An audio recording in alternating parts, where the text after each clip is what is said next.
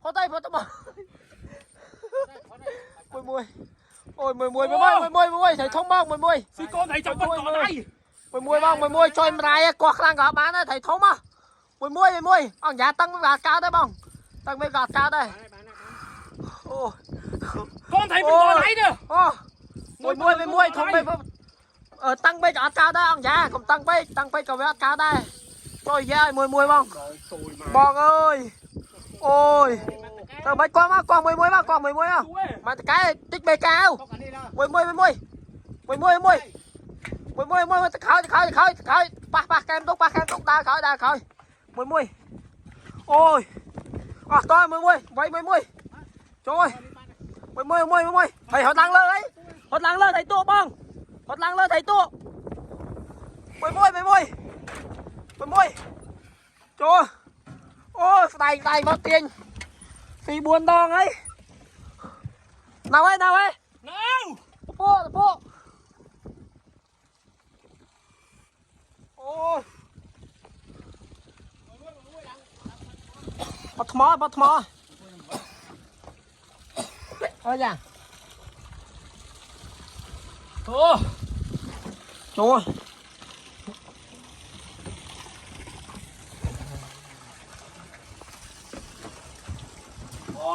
Pua mới hết đấy.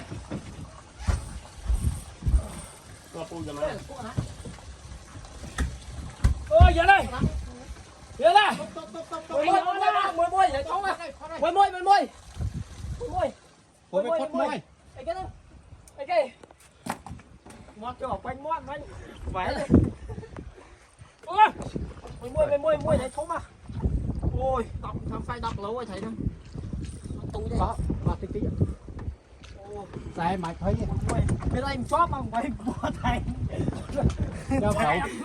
không mót ngại đó phải họ cho to nhưng mà nồi thúng nào mấy nhỉ thầy bắt man thầy cung BK phía đó BK mày khám nó cung mua bông mua ông giá công tắc đấy gồm hổ hai tầm này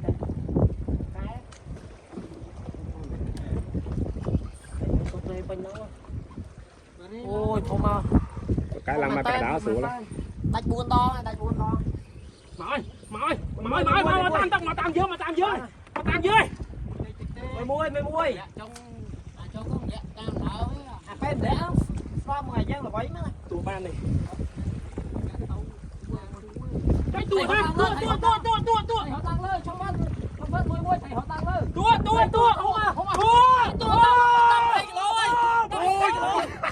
bà nha to chết nha ơi nha họ to này to chết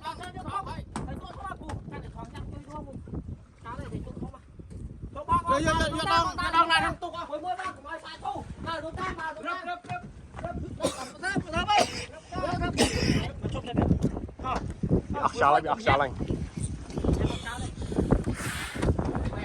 mùi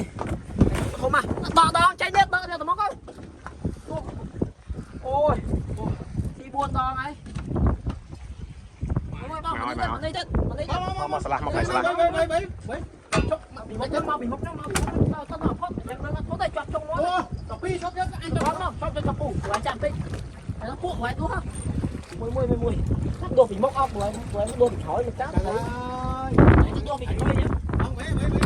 hai tốt lên bị ọc sao lại lì bé mà khỏi khỏi cái bán này tao mong chết nha tao mong tao biết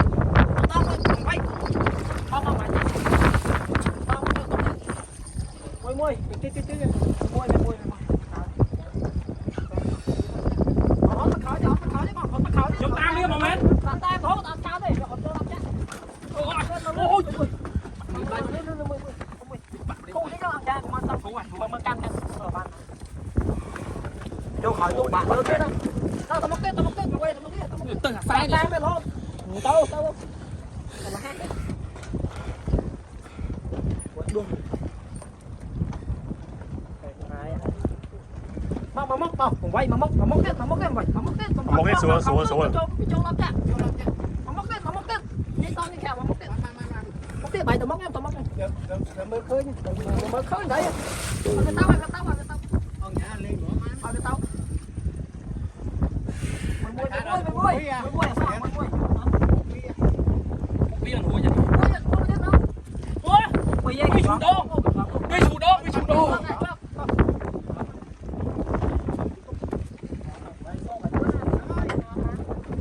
rồi dùng ôm cái máy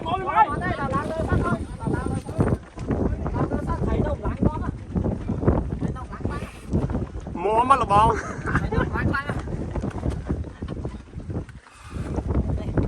mà tao móc máu sủa lướt mà à cha cái con lá này lướt cho không tung quăng ba tao móc cái mặt tao móc cái thấy cái máu móc của mày không quá nó pha rồi cái mặt cái lá nó tao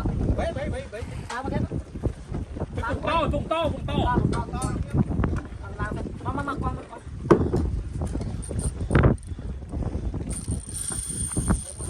tao à tí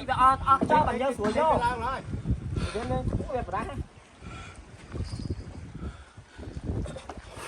đập được không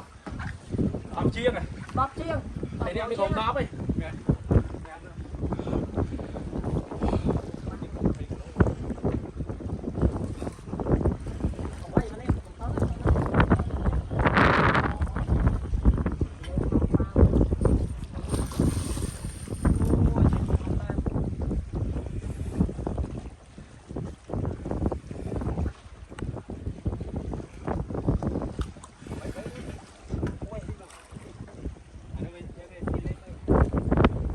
con ấy vi lặng trôn lên ôi má này tay cầm lại xòe nè đấy mà tốt bạn trăm làm chủ con tay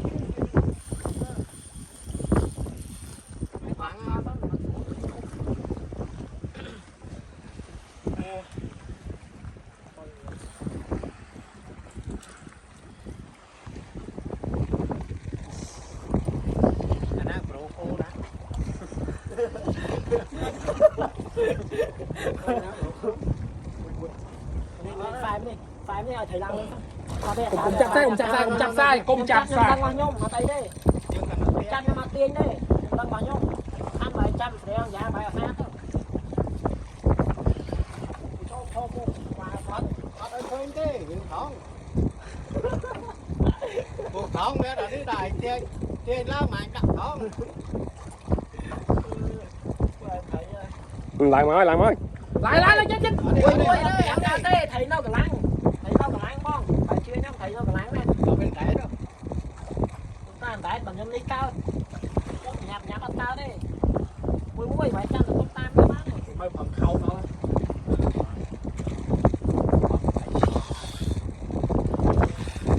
cầm rạp lưới cho ba hả che bà che ngon con giá còn mọi tăng phê chứ mọi tăng phê Em mà chúng ăn. mà qua lái đó ở đây không qua sai còn mọi tăng phê Ở bên trái tăng nữa rồi.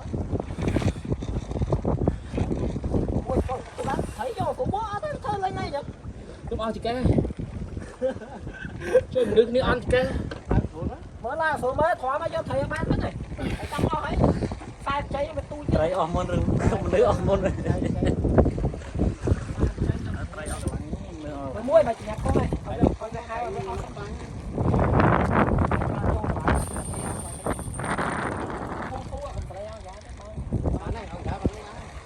hạp pua anh nhà vui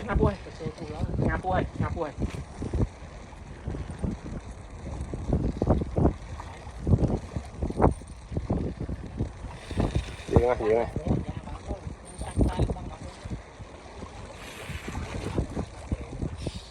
let's go everybody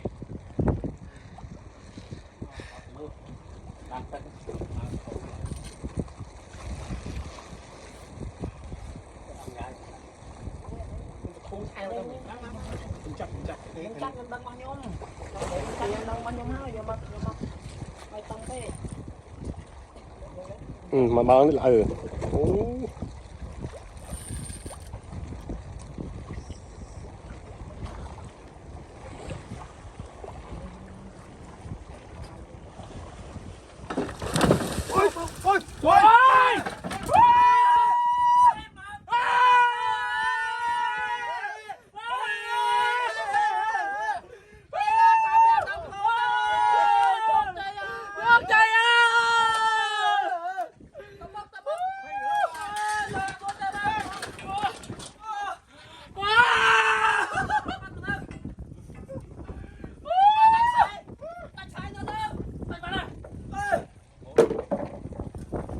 bây giờ tạm tiếp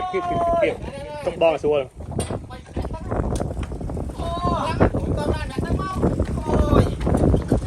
Ôi em là tên á. à dính á Bắn mình ơi. à dính á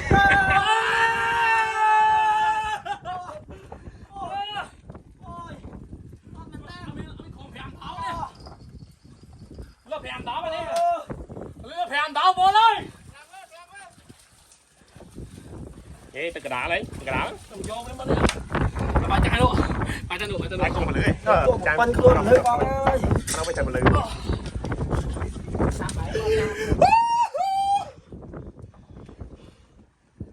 Trời mà.